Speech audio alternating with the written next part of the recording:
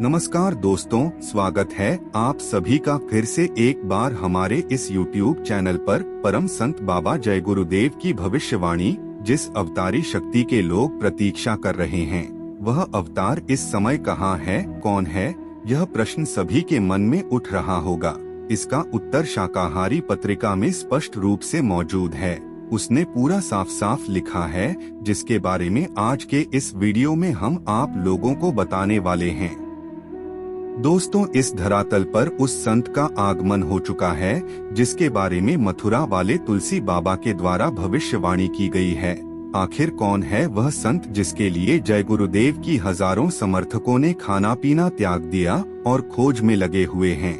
मथुरा के जय गुरुदेव जी ने 1971 में एक भविष्यवाणी की थी और वह शाकाहारी पत्रिका में छपा था कि वह अवतार जिसकी लोग प्रतीक्षा कर रहे हैं, वह 20 साल का हो चुका है। यदि उसका पता बता दूं तो लोग उसके पीछे पड़ जाएंगे। अभी ऊपर से आदेश बताने को नहीं हो रहा है। मैं समय का इंतजार कर रहा हूँ। समय आते ही सबको सब कुछ मालूम हो जाएगा। इस बात को सुनकर उनके अनुयायियों ने पूछा कि अभी वह कहाँ है। बार बार आग्रह करने पर उन्होंने बताया कि महापुरुष का जन्म भारत वर्ष के उत्तर प्रदेश के एक छोटे से गांव में हो चुका है और वह व्यक्ति मानव इतिहास का सबसे महत्वपूर्ण व्यक्ति बनेगा। उसे जनता का इतना बड़ा समर्थन प्राप्त होगा कि आज तक किसी को नहीं मिला। वह महापुरुष एक नए सिरे से विधान को बनाएगा जो विश्व के सभी देशों पर लागू होगा। उसकी एक भाषा होगी, उसका एक झंडा होगा। लेकिन जय गुरुदेव पंथ के हजारों भगत ले चुके हैं यह त्याग का दृढ़ संकल्प। जय गुरुदेव पंथ के संस्थापक तुलसीदास बाबा ने जब से इस बात की भविष्यवाणी की, वह संत जिसकी अध्यक्षता में सतयुग जैसा माहौल कलयुग में आएगा, उसका जन्म हो चुका है। देश को सुधारने वाली अवतारी का जन्म हो चुका है। आने वाले समय में वह आगे आएंगे और सब कुछ बदल देंगे। इसलिए अपने बचाव का रास्ता अभी से निकाल लेना चाहिए। मैं आपको यह बता दूंगी, इन माताओं के गर्भ से कुछ ऐसे बच्चों का अवतार हो गया है जो आपको सीधा करेंगे। उनका संकेत आपको हर प्रांतों में मिलेगा। उन बच्चों में कुदरती दैविक शक्तियाँ भी मौजूद है और वक्त आने पर प्रकट हो जाएंगे। उन शक्तियों का पूरा समाज एक पूरी नाटक साथ उतरी हुई है जो यहाँ काम करेगी। समय की प्रतीक्षा उनको भी है और समय की प्रतीक्षा मुझको भी है। इसमें सभी होश में आ जाइए। इधर आकर पहले से अपने आप को संभाल लो ताकि उन शक्तियों से टकराव ना हो जाए। परिवर्तन के लिए महान आत्माओं का एक जत्था पैदा हो गया है। वह योगी, तपस्वी, त्यागी, पवित्र आत्माएं हैं। काम तो जरूर करेंगे, वहाँ आ गए हैं। पहले सबको बता देना। पहले भी आर्य ऋषियों, महात्माओं ने पहले से ही बता दिया था। विश्वामित्र ने लक्ष्मण को निकाल लिया था, ऐसे ही मैं उन वीरों को निकाल लूंगा। बिगुल बजते ही कुदरती जागृति उनमें आ जाएगी। फिर वह एक ही बार में होश में आ जाएंगे। अवतारी शक्तियों ने जन्म ले लिया है। उनका काम है बिगड़ी हुई व्यवस्था को ठीक करना। उन्हें वक्त के साथ सद्गुरु के आदेश का इंतजार है। अवतारी शक्तियाँ राम के लोक की, बैकुंठ लोक की, कृष्ण लोक की यहाँ तैयार खड़ी हुई है। उनका काम है अधर्मियों का विनाश करके पुनः धर्म की स्थापना करना।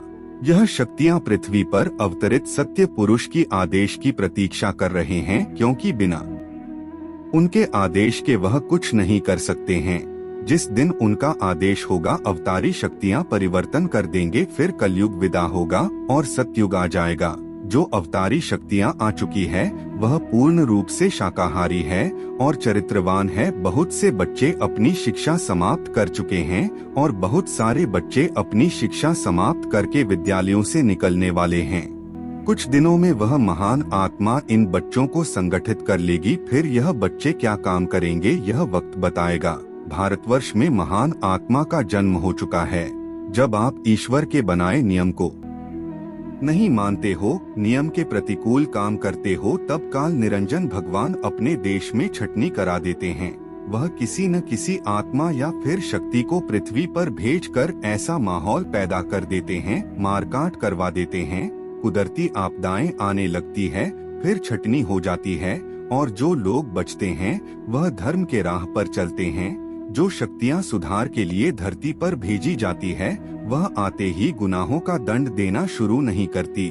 पहले वह अपना संदेश सुनाती है, खुदा का पैगाम सुनाती है, आपको हर तरह से समझाते हैं, मान गए तो ठीक, नहीं तो वह महाभारत करा दे, लंका जला दे, कुछ भी करा दे। महाभारत सिर्फ 5000 साल पहले की ही बात है, जिसमें विश्व के सभी युद्ध करने के लिए आए थे और उनका सफाया हो गया। इतना ही नहीं, जो बचे खुचे 56 करोड़ यदुवंशी थे उनका भी सर्वनाश हो गया। इससे पहले भगवान श्री कृष्ण ने सभी को समझाया, लेकिन उनके समझाने पर राजा प्रजा किसी ने नहीं माना, तब उन्होंने सबका नाश करा दिया। दोस्तों, निरंजन का राज है, कुछ शक्तियाँ उसी का हुक्म बजाती है। जब जब आबादी बढ़ती है तब तब यह शक्तियाँ समझा बुझाकर सही रास्ते पर ले आती है, और अगर नहीं मानते हैं तो उनका संहार कर देती है।